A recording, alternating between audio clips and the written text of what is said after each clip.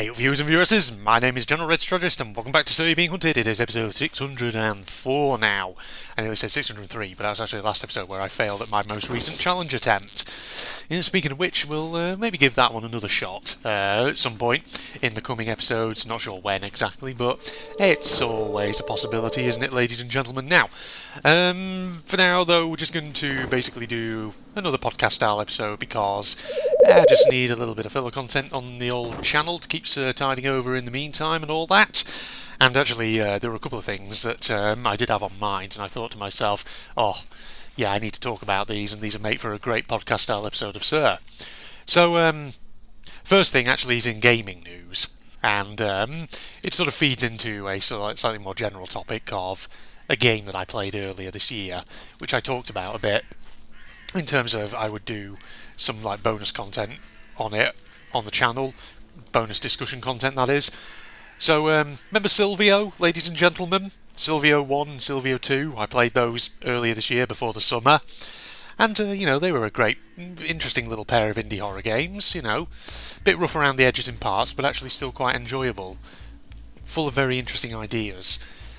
If you haven't seen my Sylvio playthroughs, they are worth a watch. Basically, they're horror games, but with no jump scares in them. It's all atmosphere, which is what makes them quite striking.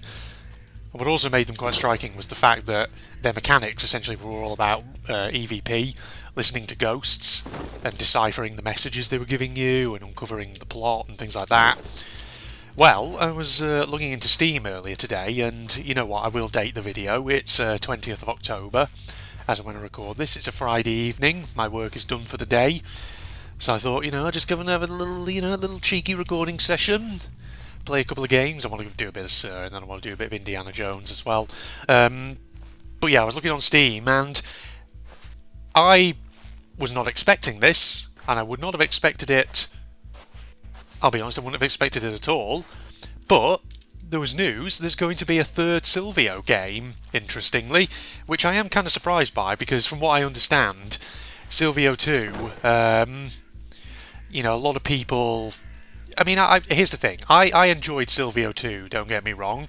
I thought it was a fun little game. I did like it. I thought it had some great mechanics, plenty of atmosphere.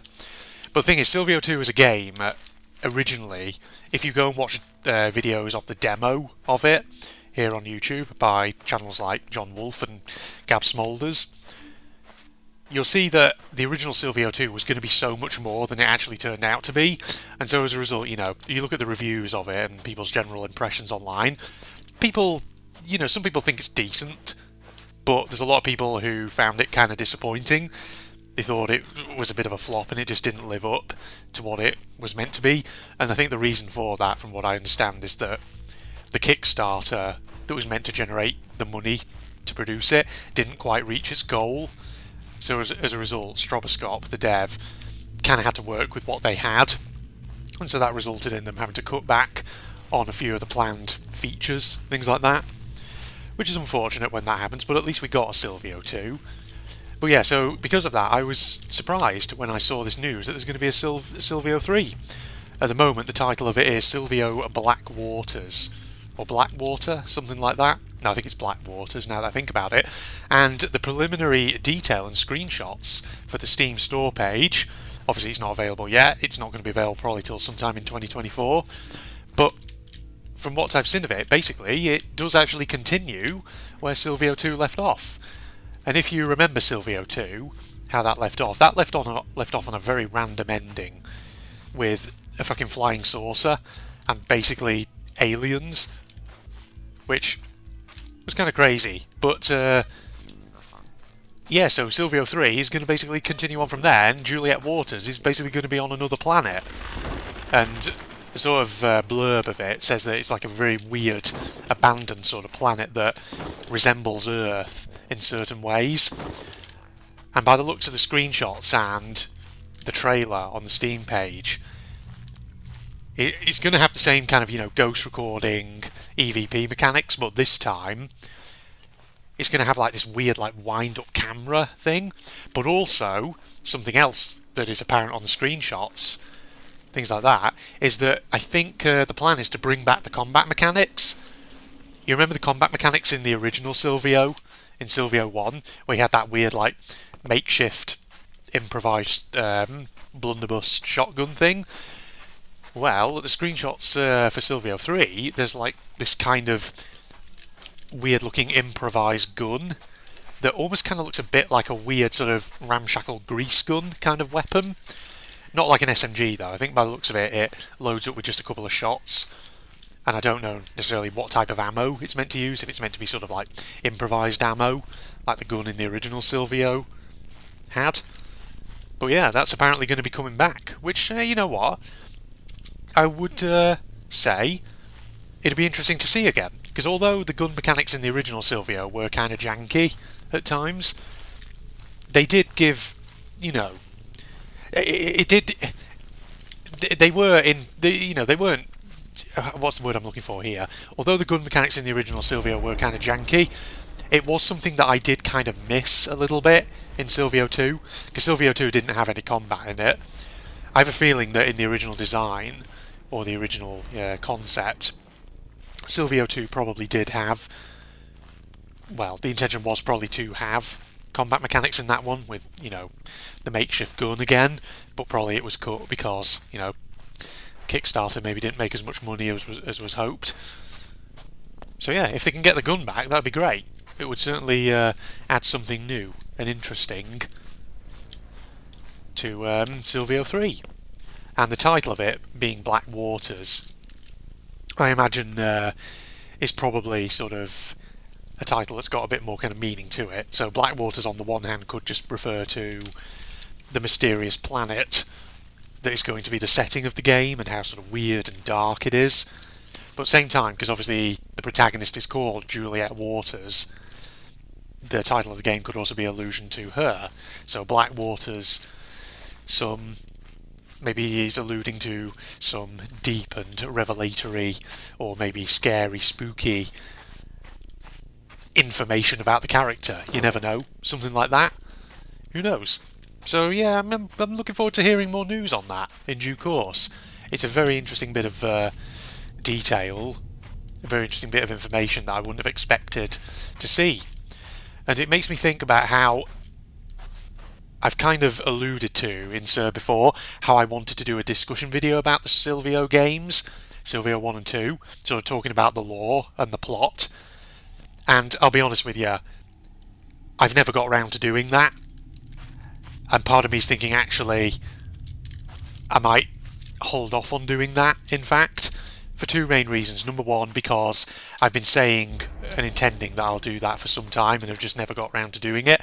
But also, since there's now going to be a Sylvio 3, it makes me think maybe I should hold off on doing such a video until Sylvio 3 comes out, until I've played it, just to see if maybe there's any, anything new or particularly revelatory or interesting that comes out from the third Sylvio game. You never know. There might well be something interesting in it. So yeah, I'm going to hold off on doing that. Also, the other reason why I've not done it is just because work these last few months has been particularly busy, which has kind of made it difficult for me to really do sort of discussion-based content that requires lots of editing. Is that another fucking device piece that spawned in the middle of a... Oh no, we can get it out. There we go. Yeah, it spawned in a rock, but fortunately it's not inaccessible. So yeah, that's the first bit of news that I wanted to talk about in this podcast episode. But also the other thing, on a slightly more, less newsy kind of note, more sort of something that I just thought was kind of weird. I was... this morning, again, 20th of October, when I was publishing my Call of Duty Vanguard Episode 3 on the channel.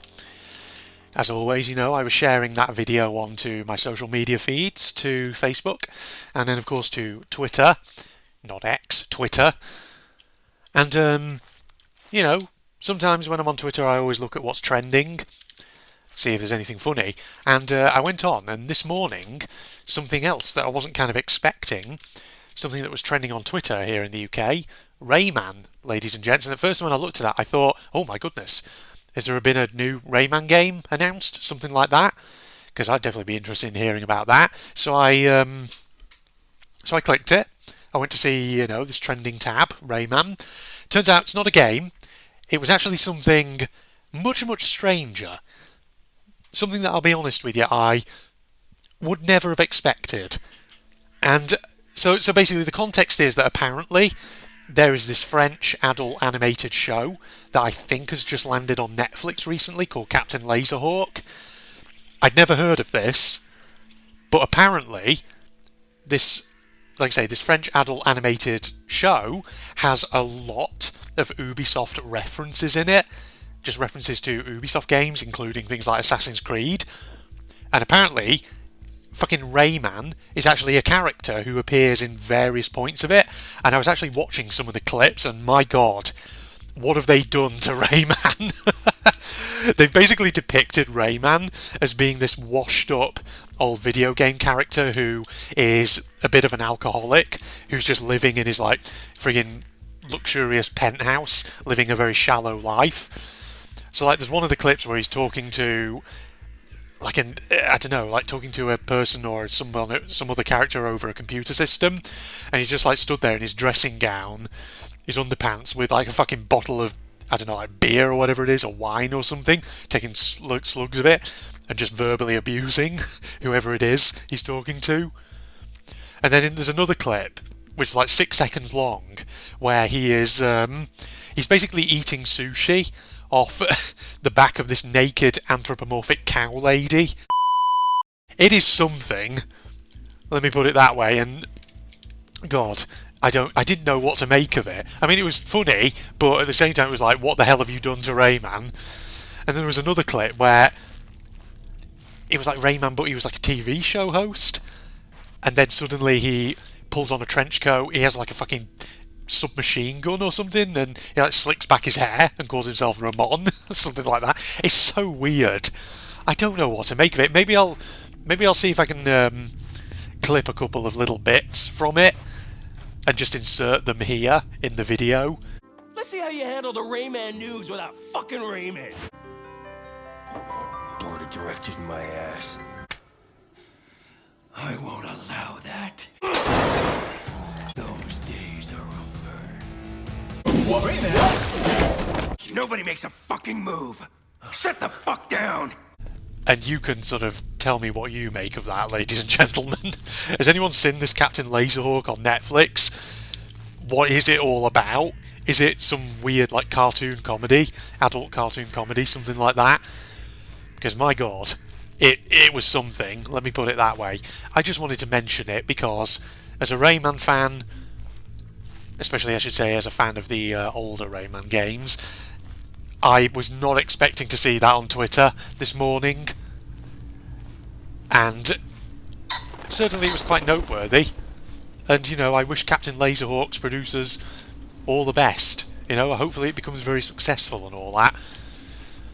But my god, what a weird-ass thing to see this morning when I was just sharing the morning upload.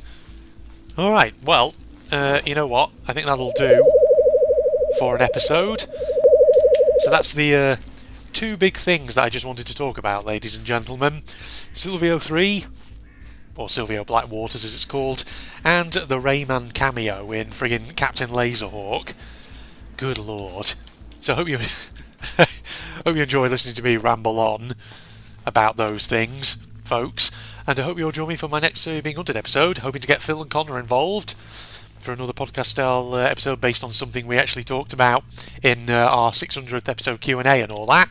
So join me for that, ladies and gentlemen. Facebook and Twitter links are down below, along with the link to my propagandist channel for anyone interested. And if you enjoyed, a like is, of course, always appreciated. But other than that, I'm signing off now.